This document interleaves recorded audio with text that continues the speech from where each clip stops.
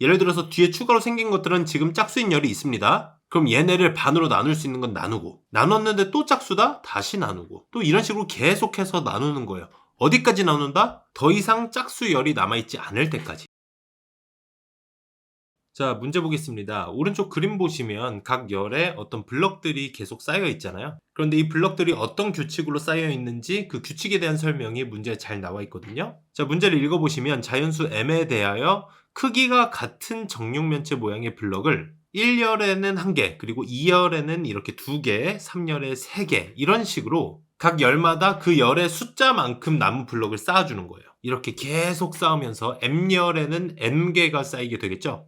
자, 이렇게 쌓아놓고 나서 이제부터가 굉장히 중요한 규칙인데요. 블럭의 개수가 짝수인 열이 더 이상 남아있지 않을 때까지 다음 시행을 반복한다고 했습니다. 자, 그래서 아래 네모 박스를 보시면요. 블럭의 개수가 짝수인 각 열에 대해서 오른쪽 그림에서는 이 열들을 얘기하게 되겠죠? 이 색칠된 블럭들의 개수가 짝수인 열들을 얘기하는 거예요. 이 블럭의 개수의 절반만큼을 그 블럭의 열에서 드러낸다고 했습니다. 자, 얘네는 지금 짝수기 때문에 절반으로 다 나눌 수 있는 거죠. 이렇게 짝수인 것들, 절반으로 나눌 수 있는 것들은 이 중에 절반을 드러낸다. 이해되셨죠? 자, 그런데 이 시행을 언제까지 하라는 거예요? 블럭의 개수가 짝수인 열이 남아있지 않을 때까지잖아요. 자, 그래서 다시 보시면 블럭의 개수가 짝수인 각 열, 여기서 다시 블럭의 개수가 짝수인 것만 생각을 해보시면 지금 색칠된 것들 중에서는 한번 절반으로 나눴더니 홀수가 된 것들이 있어요. 걔네를 제외하고 여전히 짝수인 것들, 얘네들만 남겠죠? 아직도 짝수면 다시 한번 반으로 나눠라. 그래서 위에 절반이 또 날아가는 겁니다. 그리고 다시 한번 블럭의 개수가 아직도 짝수인 애들이 있는지 그걸 살펴봐서 그런 애들이 또 남아있으면 걔는 다시 한번 반으로 나눠주라는 얘기죠. 이런 식으로 언제까지예요? 짝수인 열이 남아있지 않을 때까지. 그러니까 쉽게 얘기하면 각 열에 있는 블럭의 개수를 절반으로 나눌 수 있으면 나눌 수 있을 때까지 계속 나눠서 홀수가 나올 때까지 쭉 나누라는 얘기예요. 이해되셨죠? 자, 이걸 1열부터 m열까지 남아있는 블럭의 개수의 합을 fm이라고 했습니다. 그러니까 얘네를 다 더하면 된다는 얘기거든요. 예를 들어서 오른쪽에 있는 그림은 1열부터 16열까지잖아요. 그래서 여기서 16을 가져와서 이건 결국 F16이 되는 겁니다. 이 블럭의 개수의 총합이.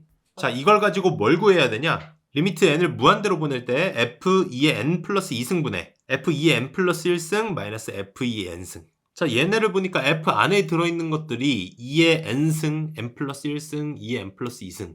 다 2의 n승 꼴이잖아요. 근데 다 2배씩 차이 나는 애들이에요. 근데 거기에서 n을 또 무한대로 보냈으니까 얼마나 큰 숫자겠어요. 물론 가장 정확히 푸는 방법은 f2의 n승을 식으로 표현해서 거기에 n 대신에 n 플러스 1, n 플러스 2를 대입해서 이 극한값을 직접 계산하는 방법이 있거든요.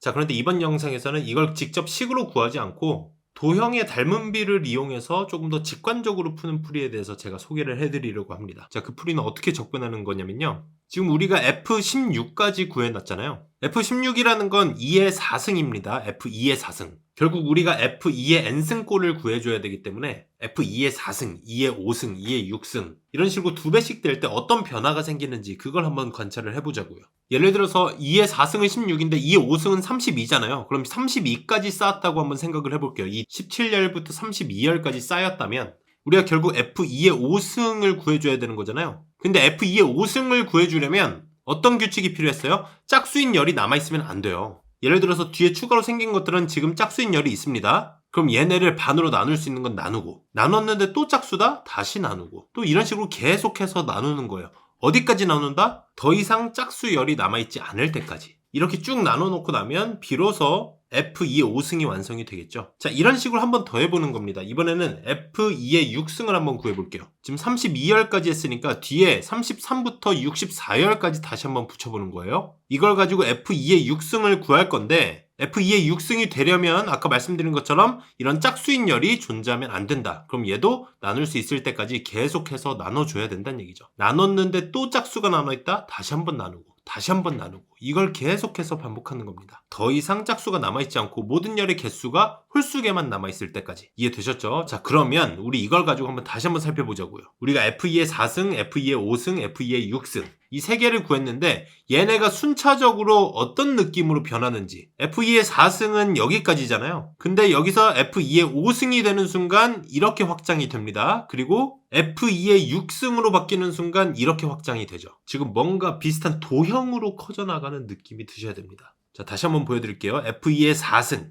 자, 이렇게 삼각형으로 치니까 직각 이등변 삼각형이 보이시나요? 그리고 F2의 5승은 이렇게 되겠죠? 얘도 지금 같은 직각 이등변 삼각형인데 길이가 2배가 된 느낌. 그리고 F2의 6승로가 할 때도 마찬가지로 같은 모양으로 길이가 2배가 된 그런 삼각형이 그려지고 있다는 이런 직감적인 생각을 해주시는 게 좋습니다. 자, 그런데 보면 얘는 실제로 이 삼각형은 아니죠. 그리고 이 삼각형 안에서 봤을 때도 이 홀수열은 애초에 홀수였기 때문에 더 이상 나눠지지 않으면서 굉장히 규칙적으로 커지고 있습니다. 그렇죠? 그런데 짝수열은 뭔가 되게 삐뚤빼뚤하잖아요. 규칙적이지 않죠. 그럼에도 불구하고 이걸 하나의 도형으로 볼 수 있을 것이냐라는 겁니다. 자, 그런데 그렇게 볼 수 있다. 어디에서? 극한에서는 그렇게 생각할 수 있다는 겁니다. 우리가 극한에서는요, 저 노란색 부분만 남기고 초록색 부분은 이렇게 지워줄 수도 있습니다. 무시할 수 있다는 얘기예요. 무슨 말이냐? 이건 우리가 늘 해왔던 겁니다. 사실 함수의 극한이나 수열의 극한에서 항상 이렇게 분모 분자식을 나눌 때 어떻게 했어요? 최고차항만 비교했었잖아요. 이렇게 분자 분모 둘 다 무한대로 가는 상황에서는.